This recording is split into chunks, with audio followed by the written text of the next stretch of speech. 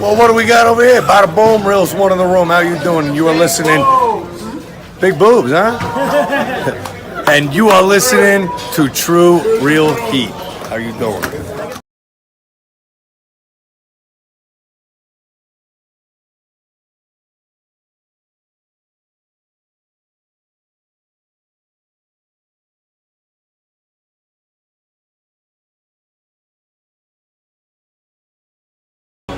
You already know what time it is, man. The young goat in the building.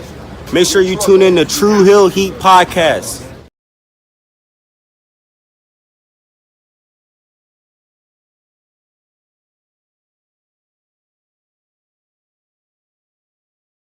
All right, ready when you are. Hey guys, I may have go away heat, but these guys have Tru Heel Heat. So you better listen to the podcast or else I'm gonna kick you in your fucking cock and balls. I'll get it.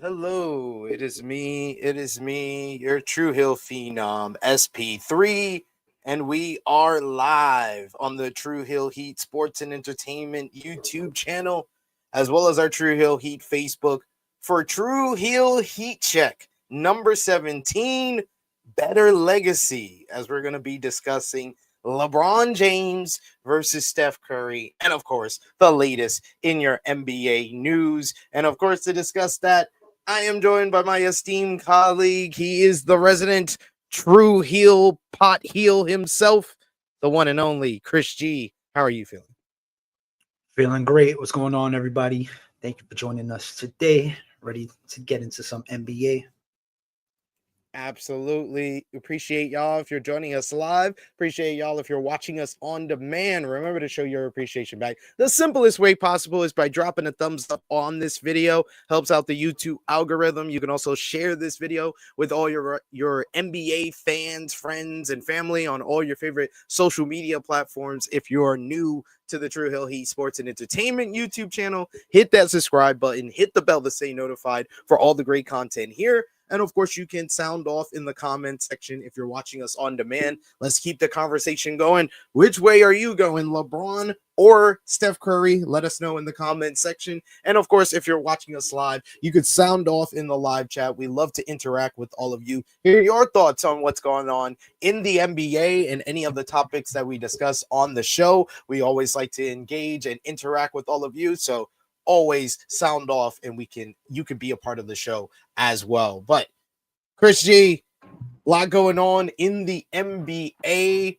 How are you feeling this week with your New York Knicks, who are in interesting territory at the moment? But yeah, where are you in the Knicks nation? Because when we last talked, the last time we did THHC, you were in a much better position than you are right now at 9-6 and in 6th place in the Eastern Conference. So how has it been going for the New York Knicks in this time of need? You know, honestly, they haven't been playing terrible. The defense has been a little bad. They can't get out to the corner threes. And they lost OG for a couple weeks, which is their defensive anchor. And numbers don't lie. When OG's in the lineup, we have a much better chance of winning. Now, I hope that we got Mikal Bridges, who's been playing very good since OG went down, because he's kind of been that second option, because Karl Anthony Towns just disappears from certain games. There's days where he looks aggressive, and there's games where he just can't hit a bucket, can't get anything inside. So Mikal essentially becomes that second option, but you still need that defensive anchor. So we're missing OG. I'm not panicking. It's just going to be a rough, 4 to 5 week stretch until he comes back.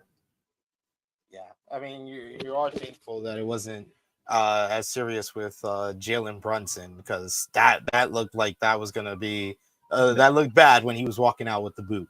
Are you happy Yeah. about that at least? Yeah. Once they said grade of one sprain, I already knew he'd be back. Hopefully, maybe 2 weeks max. He only took 7 days. It looks good. Looks healthy. So got to keep him as healthy as possible. But we're really gonna miss OG for sure. Oh, and Shamit I don't know if he really dislocated his shoulder, but the Shamage, which was killing off our bench, he essentially was our sixth man, our most efficient sixth man. And he was even starting for Brunson at one point. So he's been playing very well, and he might be out for a long period of time with a shoulder injury. So now other guys, Miles, Clarkson, they got to become a little bit more efficient. So I've been talking about on Tru Heel Heat. I think I mentioned it on the flagship you were on Saturday, that I've been watching a lot of House of Highlights fan versus hater, and the newest one was New York Knicks fan versus 10 haters. Oh my God, that was just like we're gonna lose every time. That was a whole bunch of debating between people that don't know what they're talking about. Like, that's the worst one they could have done, because the haters usually don't know what they're talking about. They're just using their emotion, or like I said on Saturday, they just focus on one failure or one error from that player, and then they just ignore all the greatness or all the success that they have. And then you got the Knicks fan, which traditionally, outside of maybe you and most Knicks fans, don't know about basketball. So listen, we have nothing to brag about. We have been a fucking piss poor franchise that just started becoming good again in like the last 5 years. So Knicks fans need to relax. He actually, one of his points was he thinks that the Knicks are going to be the 2025-2026 NBA champions. Well, we got to get fucking past the 6th seed first. I mean, we're not looking like the best NBA team. We're not like the best team in the East by far. So, we got to pump the brakes on that. And he said Jalen Brunson is a top 3 point guard in the NBA today. If you look at the playoff teams, I wouldn't say a top 3 might be a stretch. I'd say right now, top 5 can be more arguable. Top 3, yeah. I think top 5 is not even a debate. I think it is debatable for top 3, but I mean, I'm sorry, Shea, Luka, Steph. Yeah. I mean, you say it. That's all you got to really say right there. When you look at all the playoff teams, those 3 guys are the ones that stand out automatically. Yeah. So yeah. And then he got into a whole debate about Jalen Brunson is a better overall scorer than Allen Iverson. I don't know, man. I love like your reaction. Your initial reaction wasn't to answer; it was to laugh. Because like they score totally different in totally different ways. Like I would say Jalen Brunson might be a better shooter from the arc, but AI is just more crafty. He was more explosive.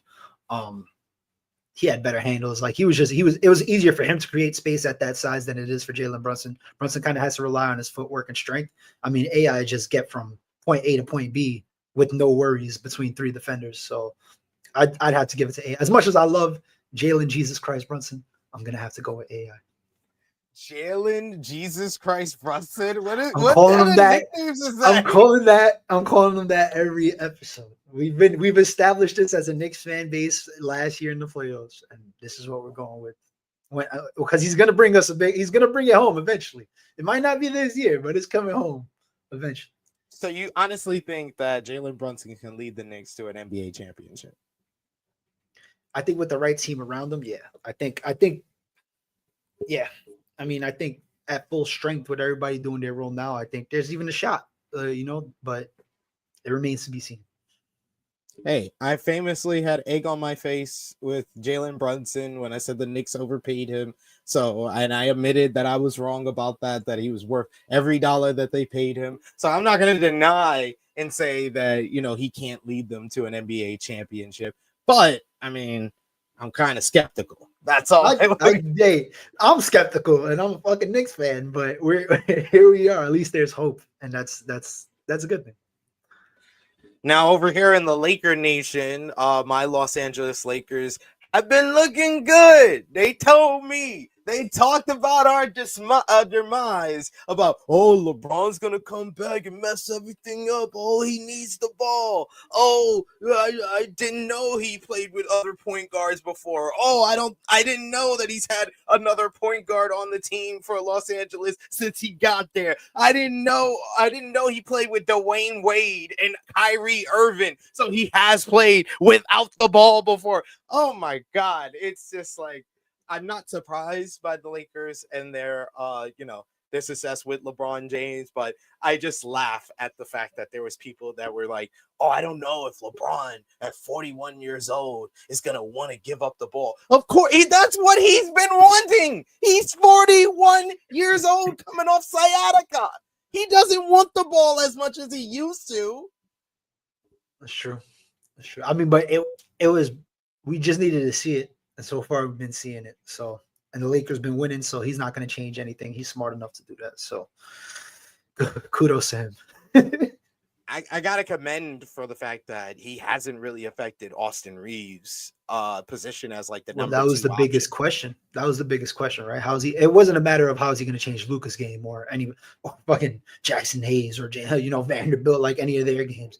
It was going to be, how is he going to affect Austin Reeves' progression and the step up that he took this year? And it doesn't look like it's affecting that at all. So, no, it's been looking good so far. We're 12-4 coming off our win against the Utah Jazz. We're tied right now with the Denver Nuggets for the number 2 seed in the Western Conference. We'll get into the Western Conference and the leaderboard over there. But on the Eastern Conference side, I think there's been like 2 very surprising teams so far. We're a month into the season, and we got to commend the Toronto Raptors, who are sitting at number 2 in the Eastern Conference right now. And I think when we did our predictions on the last show, I think I had them like as a play-in or just outside of the play-in because I didn't believe in them, but they've been a surprise team to start off. But really, to me, the more team that has like surprised me, and I think it's going to be more sustainable than the Toronto Raptors, is the Miami Heat. Like Spoelstra right now looks like the coach of the year. He has overperformed over expectations with his guys. He's got Javi is playing out of his mind. Bam is doing what Bam usually does, and they've done most of this without Tyler Hero. So that's like their first or second best player at some years. Who have you been more impressed with, the Toronto Raptors or the Miami Heat? I'm actually more impressed with because I know Spoelstra is a good coach already. So you're always going to know the Heat are going to play tough. And they will not be like elite contenders, but they're going to be a tough team, right? But it remains to be seen. Tyler Hero comes back today, I think. So does he fuck up the flow like he's done in the past, or does he integrate himself and this Heat team keeps performing? Because they got a bunch of guys that just play hard and show up, But I'm impressed with the Raptors because in the beginning of the season, it felt like, damn, like it's just another young team that needs another year to like develop together. Like they can be good.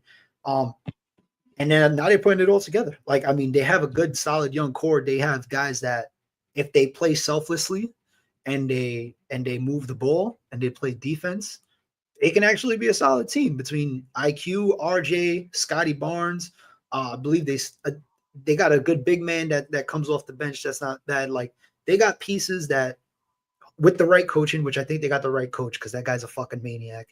I think the sky's the limit for them, and especially if they got like a young vet like Brandon Ingram who has the potential to take over a game. We just haven't seen it on the Raptors yet. Yeah, and having seen it consistently throughout his entire career, to be honest. So well, he had it one. It was I'm always basing him off that 1 year as a Pelican when he was putting up like fucking 35 a game. He had some good stressors with the Pelicans, even with the Lakers. But we'll see what he can do with the Toronto Raptors. But a great start to the beginning of the year. But all of that current NBA talk is to bring us to the main current topic in the NBA, and that's the Oklahoma City Thunder and how dominant they have been to start off this season. And their dominance looking like it is basically foreshadowing what the NBA is going to be looking like for the next couple of years. The Oklahoma City Thunder are off to one of the best starts in NBA history, 17-1. They have won 9 straight games. They're undefeated at home. They have an all-time like win differential, all-time point differential, all-time defense, all these great numbers. Shai Gilgeous-Alexander is looking like an MVP candidate once again, looking like an early favorite, honestly, to go back-to-back along with like Jokic, who seems in the mix, and of course Luka as well. But man, this dominance is even greater than that because their dynasty win rate, which is basically the percentage of how they've done over a series of 3 seasons, their cumulative dominance over the regular season, winning an NBA championship, and what is the rate of their likelihood to become a dynasty. It is at 77.9%, which is among the greatest of all time. It is greater than the Lakers in the early 2000s with Kobe and Shaq. It is greater than the Michael Jordan Chicago Bulls. It's greater than Tim Duncan's San Antonio Spurs. I think the only one that is, I think, higher than that in that span of 3 years is the 2015 through 2017 Golden State Warriors. That's the only team that has an higher of 85% win rate percentage when it comes to becoming a dynasty. And I think that the dynasty rate is higher than it usually is, mainly because they're doing this with a whole bunch of young players, as well as their dominance in this season. But then you add on to the fact, when you look at the Western Conference right now, and you scroll down to the bottom, sitting at 5-12 is the Los Angeles Clippers. The team I tried to tell y'all, I told y'all it was going to go like this. I tried to warn everybody. This is how it's going to go. I tried to warn y'all back in 2019 when they first got Kawhi Leonard. I was like, this ain't going to go the way y'all think it's going to go. And they sit at 5-12, and the Oklahoma City Thunder own their draft pick. I think that we might be living in a world, Chris, where we see 2-time back-to-back NBA champions Oklahoma City Thunder suit up for the 2026-2027 season with Shai Gilgeous-Alexander, J-Dub, Chet Holmgren, and AJ Debonsa. What do you think about this whole talk about how the Thunder is destroying everyone? If they get the number 1 pick, I'll probably stop watching basketball because it's fixed at that point. It's fixed. They just want OKC to be like a 10-time champion. Oh my God, they won 10 titles in a row. I'm not mad at it. I feel like this is a fan base and an organization that from its inception is kind of like been solid and has been trying to build consistency and it's like always been loyal to their fans. Like it's just a really cool franchise, and it's hard to be mad at them for building a dynasty and succeeding. They did it the right way. You have your 4 core guys signed through their mid-20s for multiple years. Like that doesn't get any more dynasty than that. And then they're doing all this without like their second best player. I think everybody forgets. Like I think he returns today. Another guy that returns either like today or sometimes this week. So, and it's not like he's going to mess up anybody's game. They're just going to get more dangerous. So, can we see a record-breaking year? Yeah, I think so. I think they could do the 74-8. Dude, I said at the beginning of the season, like I do the In the Weeds podcast with Jeremy, who we had on the last episode. Shout out to him. And I said to him, I was like, I think the Thunder have a chance to outdo their record from last season. They were 68-14 last season. I think they can go 70. I think they can win 70 games. This team seems capable of winning 70 games, and it's on pace to win 70 games. Yeah, agreed. So it comes down to health, which they've been healthy for the most part, right? I mean, Jalen Williams got that surgery in the offseason after he won Finals MVP, or should have won MVP. He was going crazy. Yeah, I don't know. They're dangerous, man. They're a scary team. For any team that plays them in the Eastern Conference, Western Conference, you don't want to see OKC. Yes, I agree there. So OKC dominating everyone doesn't seem like it's gonna stop anytime soon. And the Clippers state is just it's Oh, just sad. I It's didn't even just say I didn't even talk they're about the not Clippers. they're not even fun to watch anymore. No, did we have them on that tier? Because if they're on that tier, we got to get them off. Or they're in the shitter. We definitely got. I them in think the shitter. I think we definitely put them in the shitter. I posted. I think I uploaded our tier ranking here. There Oh, we there we go. go. Yeah, they're in the Yeah, shitter. they're in the They're shitter. in the shitter where they belong. We kind They're of so overestimated. We kind of overestimated the Jazz, and we underestimated the Toronto Raptors. yeah, definitely. When we go back in the midseason, these are definitely going to get retiered. But Yeah. how about this? The Clippers are so bad. 14 games into the season, CP3 says, "Fuck it, I'm done after this. No more, no mas, no mas." He threw in the towel. He's like, I don't want to deal with this anymore. We weren't even losing. I'd never lost this bad with the Clippers before. I must be too old for this. I'm retiring. Yeah. See you later. Sayonara. You had a good run. Insane. Chris Paul, we gotta ask the question where he ranks all time, like all time point guards. Where does Chris Paul rank? Because he's one that I think it's gonna kind of be in the kind of the same tier or same conversation that we've had with like the Jason Kidds, the Steve Natches of these all time great point guards that kind of define a generation but don't have a championship that really solidified their legacy. Well, J Kid got the championship with the Mavs, and he was a big part of that. Yeah, that's true. You know what I mean? So Steve, but like, yeah, Steve Nash, guys. John Stockton. John Stockton's another one, yeah. Yeah, like he will be in that tier for sure. But like when you look at CP3's numbers, it's hard to argue that he's not like a top 5 point guard, regardless of how you feel about him. And just if you've seen him play, like he was a very like one of the smoothest point guards I've ever seen in my life, like in his prime, like early Clipper years and like definitely those Hornet years, you know. So yeah, the curious case of CP3. It remains to be seen where he falls in the pecking order. Top 5 though? It's arguable. Like, I wouldn't put him there, but I think it's arguable. Magic, Steph, Isaiah, you go Stockton. Well, you know, Kid, but Stockton's Nash, I think Kid, Nash, Chris Paul, they're all in that conversation for that. Well, yeah, I think it would make it. That's why I say it's arguable. I wouldn't put him there, but I think it's arguable. That's fair.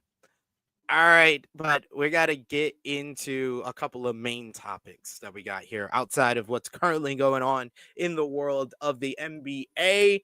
And let's talk about, though, kind of the overall state of the NBA. Like we talked about the Thunder, we talked about the Eastern Conference, the Western Conference, but a lot of talk has been talking about the overall performance of a lot of these players in the NBA. So we wanted to get a chance to kind of get it out there. Since the last episode, we tier ranked all of the NBA teams. We're going to tell you our ranking or our top 10 best NBA players in the league right now.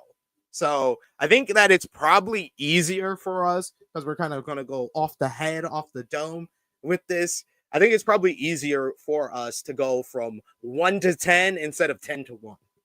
Yeah, I think it's easier to do it that bottom, way. Yeah, top to bottom instead of bottom to top, like we probably would usually. So, all right. So number 1 for me, the number 1 best player in the NBA right now, I'll go Nikola Jokic.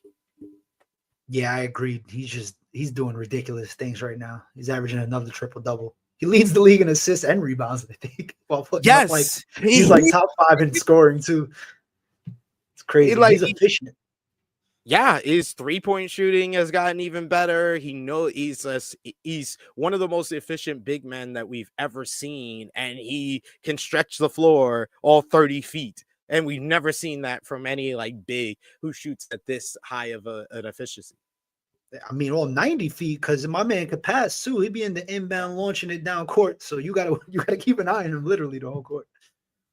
Yeah, it's true. He could bring it down. He could play point guard. He could play center. Like, man, he's so versatile. I think that the only weakness to his game is he's not an elite defender. He's not even a great defender to me. He's kind of, he could be good at times, but most of the time he's kind of just average. So I think that's the only thing that kind of is the setback, and why I don't think that if you questioned 100 NBA fans, that all 100 would say that Nikola Jokic is the number one player. But between us two, I think that we respect his all-time greatness on offense enough to say that he is the best player in the NBA right now. Yeah, for sure. He just does too much good to that overshadows the bad. All right, number 2 best players in the NBA right now. I got to go with the reigning NBA champion, reigning MVP, Shai Gilgeous-Alexander. Yeah, you can't argue that. He's looking like he might double up on those MVPs. Even though, I mean, it's really going to come down to him and Jokic, in my opinion. So we'll see. All right, then we go to number 3. Number 3, this is tough. This is when it gets tougher. I think that 1 and 2, I think there shouldn't be much debate. You could debate who you put 1 or 2 between Shai and Jokic. But I think after 2, I think it becomes more a debate of what you value more. And as far as like the start of the season and his legacy, 2-time MVP, I'm going to give it to Giannis Antetokounmpo, NBA champion as well. But I think when it comes to what the reward is, most valuable player, like Jokic has had an amazing start, leading the league in rebounds and assists. Shai is looking like right on cue, right on pace with what he did last season, maybe even better efficiency. Luka Doncic has had an amazing start of the season, going to have a crazy scoring title and going to lead the Lakers as a high seed in the Western Conference. And Wemby has entered the best player in the world conversation. And there's been plenty of other players who's had great starts to the season, Steph Curry, among others. But Giannis Antetokounmpo is the most valuable player to his team right now. So he's number 3 for me. I can't agree. I like the Greek freak. Although I do agree he is the most valuable player on his team, I feel like Luka in that 3rd spot, he's been playing a little better. Yeah, I think Giannis might be a little hurt right now, if I'm not mistaken. Yeah, he is, which is like the worst news ever for the Bucks. The Bucks are gonna fall very far as long as Giannis is gonna be out. But I gotta pay respect for his start to the season, so that's why I'm giving him the 3rd spot. Well, I mean, because he's doing so good, I'd give him the 4th spot. Since we Luka, I'm assuming you're gonna give Luka the 4th spot. Well, yeah. Luka is coming in 4th, of course. Like I can make the argument as well that Luka is 3rd, but defensively, offensively, I think that Luka is better than Giannis offensively, but Giannis is far better than Luka defensively. But Luka has taken a step forward on defense. He's averaging 2 steals per game. He's faster on his feet. He's got key moves. He can get into the passing lanes a lot more. He can stay in front of the offensive player a lot better with his new physique. And just offensively, he looks like the best offensive player in the NBA. I think he's shooting like 60% on 2-pointers. Like he's basically unstoppable if he gets inside the arc. He needs to get his 3-point shot a little bit better. That's why I was like, the 3-point shot could get better. I need to see more of him on the defensive end, the way he started the season. And then I will say he's number 3 for sure. I'll give Giannis the respect just because, he may be out for a while and the Bucks are going to fall. So we probably won't get a chance to praise him that much. But I'll give Luka a very close 4. Yeah. I mean, he's amazing. He's gotten in shape. He impacts and takes over a game differently than Giannis. I think it's a little bit more like versatile because he could dominate with the ball in his hands without the ball in his hands. Giannis is very ball dominant. He just plays bully ball. And if he hits the occasional jump shot, outside the arc, then it's like, which is good. Then he's due for a 50-point game. But Luka, I just feel like Luka spreads the floor a little bit more, impacts the game a little bit differently. Maybe not as much on the defensive end as Giannis, but just based on records and everything going on right now, that's why I went with Luka 3 and Giannis 4. All right, so you're going at number 5. Number 5 gets tough. Yeah. I think like I said about 1 and 2, it's the same with like 1 through 4. Those are the 4 best players in the NBA. It just depends on how you rank them. I mean, I'm inclined to go Wemby because just how the previous 2 guys, how much he impacts the game in different ways. Shoots, scores on the inside, plays defense, great rim protector. Probably going to win Defensive Player of the Year, averaging almost 4 blocks a game. So it's like he's I feel like people would challenge that, like, oh, he's only been in the league for this long, blah, blah, blah. He can't be a top 5 player, but I'm ready to call him a top 5 player in the league. Same. Victor Wembanyama is a unicorn. We have never seen anything like this. As tall as he is, as fast as he is, how skilled he is, his feet work, his dribble, the way that he rebounds, the way that he blocks defensively. He gets into the lane. He can give you a secondary defender, first defender. He can defend all 5 positions. We never seen anything like this on the offensive end. On the defensive end, Victor Wembanyama, yeah, he's definitely number 5 for me. Number 6, though, is probably if he continues on the stretch that he's been having, especially against the Spurs, he will have his top 5 spot back. But Steph Curry is number 6 for me. Yeah, I agree. He's just been going crazy. I mean, it's a wonder. Steph is 37, 36, 37 years old. Yes. He still moves around like a young cat. We've never seen a generation like this 2010 icons of the big 3 of the 2010s of KD, LeBron, and Steph. We've never seen players from that generation like the Kobe, Duncan, Shaq, or Jordan, Bird, Magic, or Jordan, Hakeem, whoever you want to put at 3rd for the 90s, Sir Charles or Patrick Ewing, whatever. But all of these players, like by the time they're 36, 35 even, Kobe gets injured at 34. Like Duncan was still winning championships by 37, but he was like a role player at that point. He's the second best, third best player at that point. But we've never seen guys at 36, 37 years old putting up the numbers Steph has done, what LeBron has done in his late 30s, do what KD's currently doing for the Rockets. Like, it's crazy.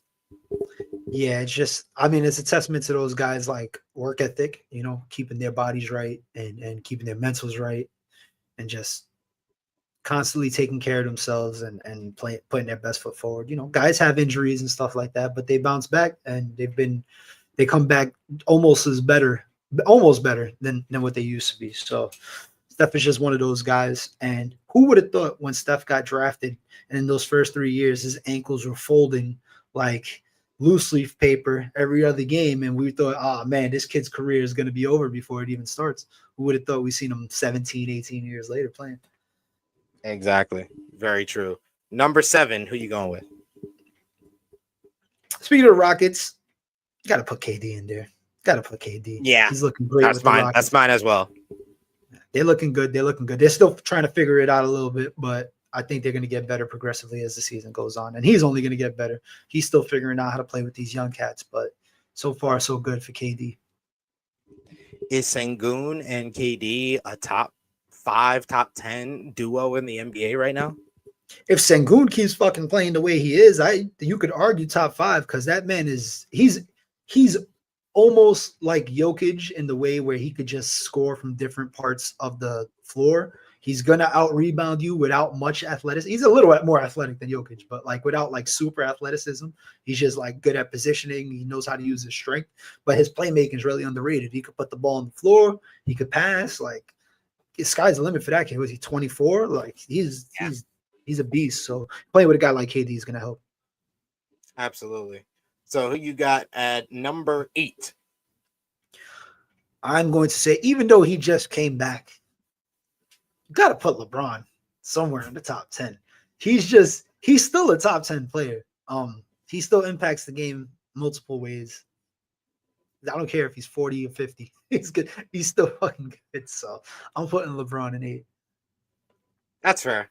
That is fair. I will give LeBron the love. So LeBron has not completely dropped out my top 10, but I don't have him at number 8. I got at number 8 Anthony Edwards. I think Anthony Edwards, he's probably the best young American player that's in the NBA right now. And he's still putting up great numbers this season. He's averaging 26.5 points per game, 4 rebounds, 3.5 assists. He's got to get, his shot a little bit better. He's shooting only like 46.5% from the field and 37% from three, though. That's pretty much on above league average. But I think that Anthony Edwards, he's got that kind of personality that transcends. Like I entered him into Club Superstar during last playoffs, the way that he played and getting rid of the Lakers the way that he done and getting rid of all these legends the way he has the last couple of years, whether it's LeBron, whether it's Steph Curry, whether it's KD. He's just gotten rid of all the faces of the last 10 years of the NBA, and I got to show him respect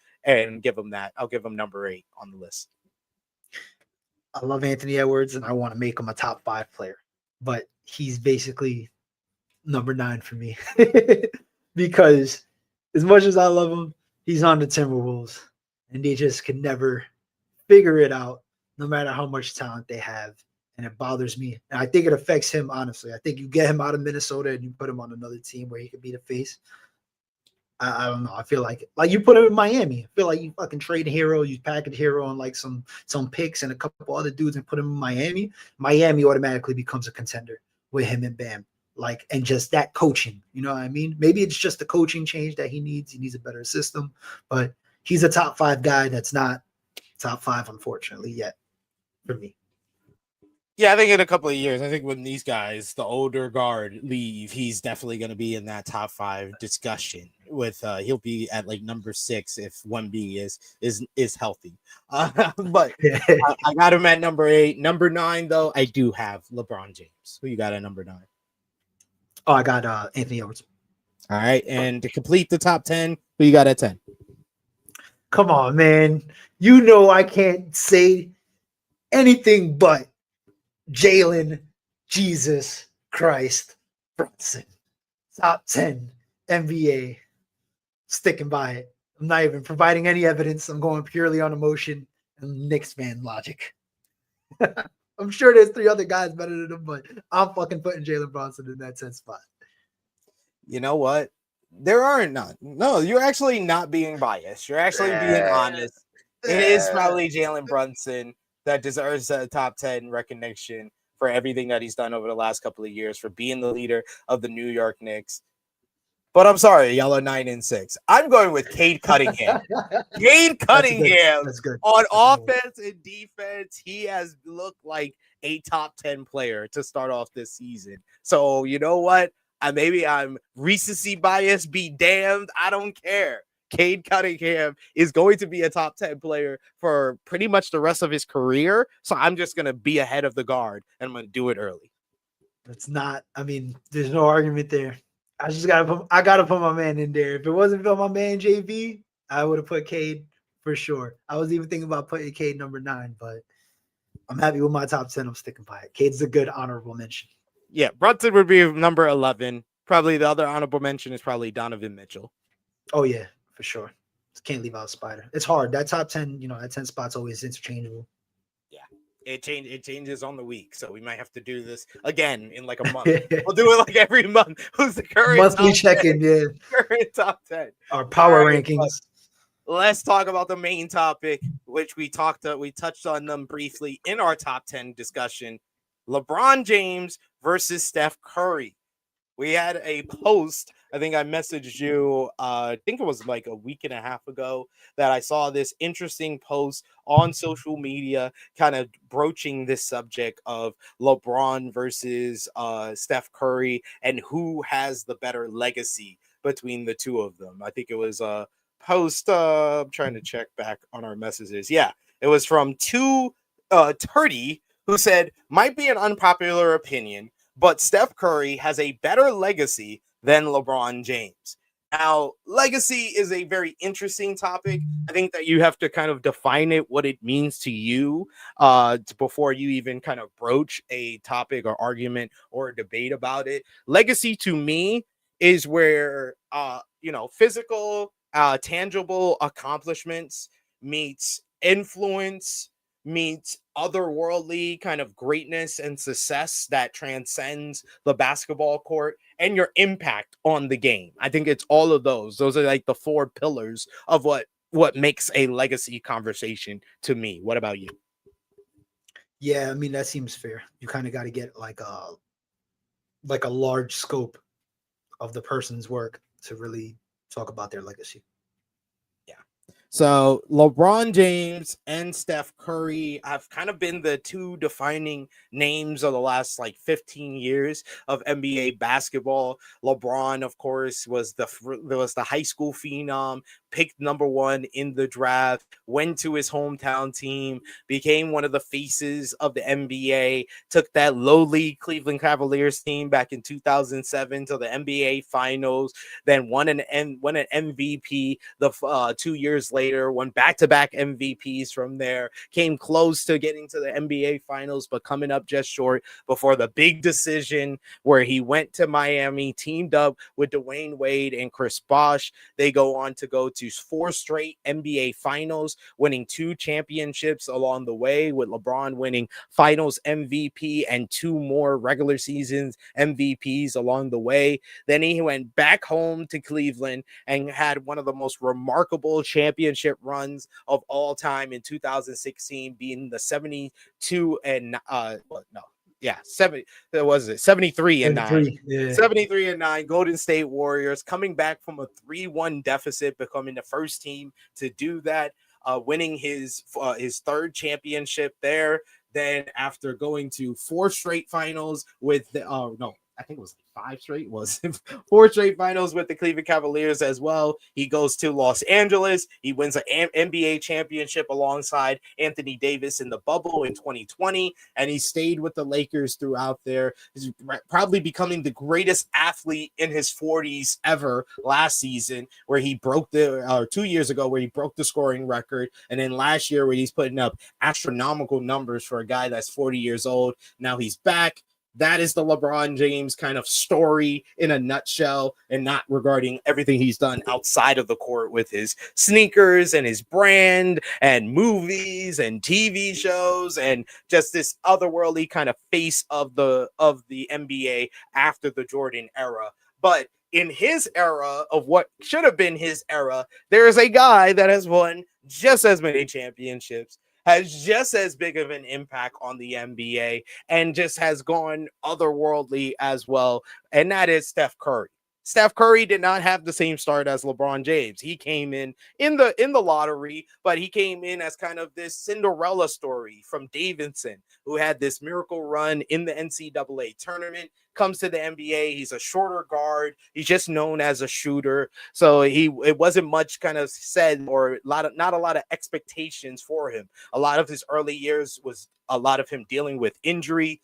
Early on in his career, though, he gained a name for himself in the NBA playoffs, playing against the San Antonio Spurs, eliminating them from the playoffs. And then in 2015, Steve Kerr replaces Mark Jackson as the coach of the Golden State Warriors, and it's basically Phil Jackson becoming the coach of the Chicago Bulls all over again.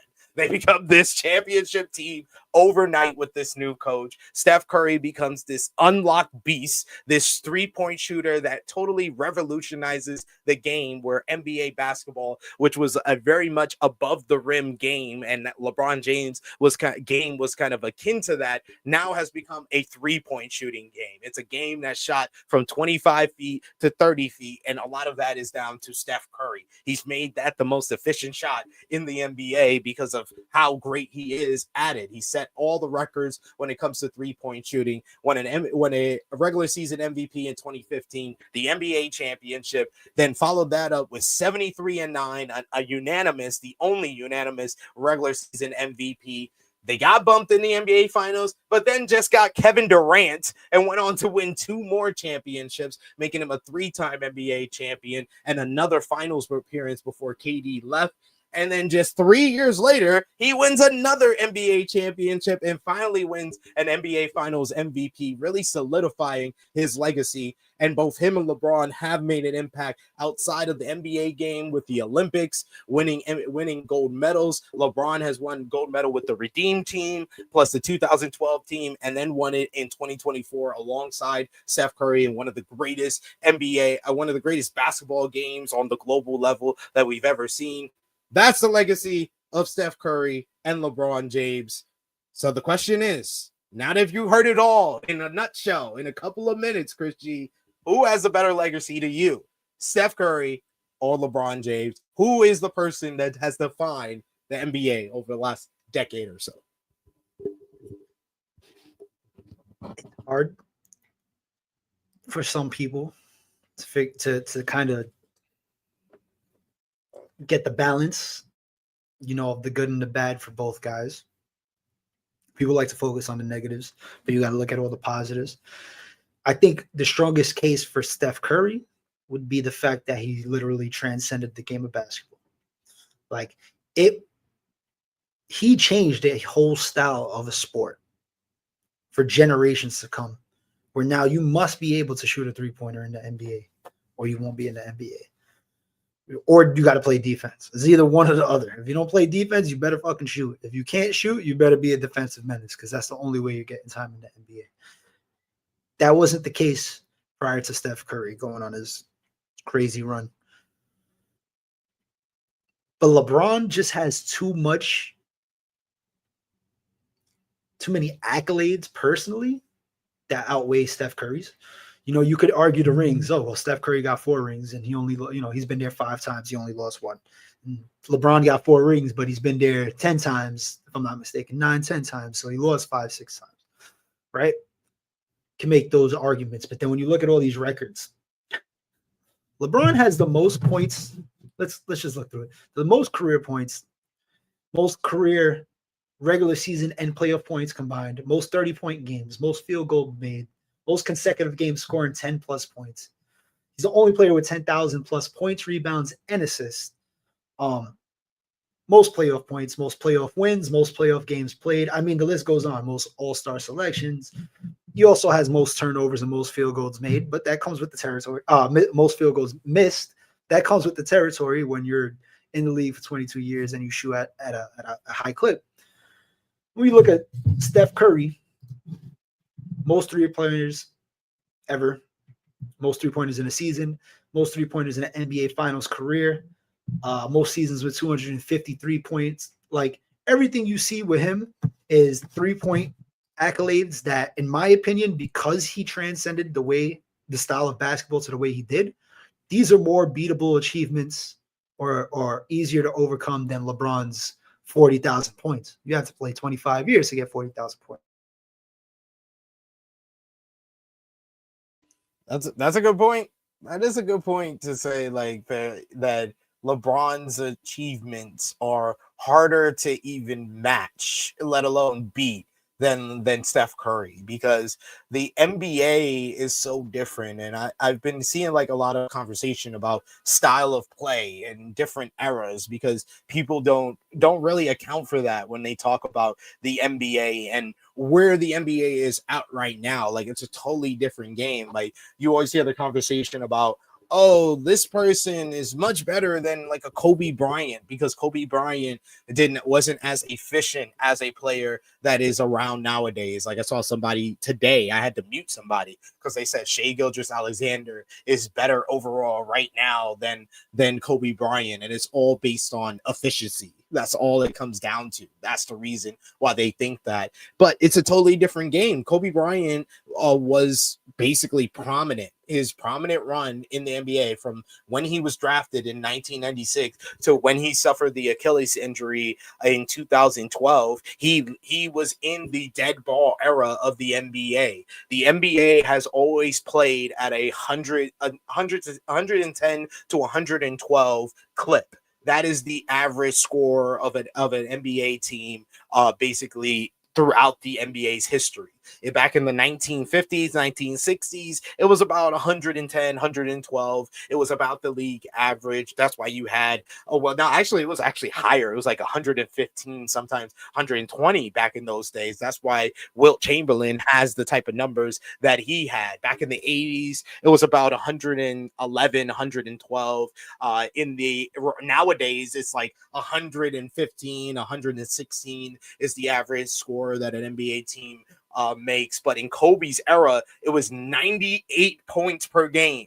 He was in the dead ball era. So his efficiency, his level of scoring is really astronomical when you think about it, in the era that he was in, that he was able to get those type of numbers. And like, the game is only going to evolve. It's only going to evolve. It's only going to become more efficient. There's going to be somebody that in 10, 12 years is going to be scoring more efficiently than Shea, and that the younger fans will have the argument, oh, this player is better than Shea because they're much more efficient than even Shea was, because that's how the game is probably going to evolve from here on out. So I agree with you that there's going to be probably a 3-point shooter, a Victor Wembanyama, who could probably score, who could probably hit that 3-point record a lot faster than he's going to be able to reach what LeBron James has been able to achieve, especially with the scoring record. The points record, it's going to take someone who comes in very young and stays a very long time, possibly into their 40s, like LeBron did,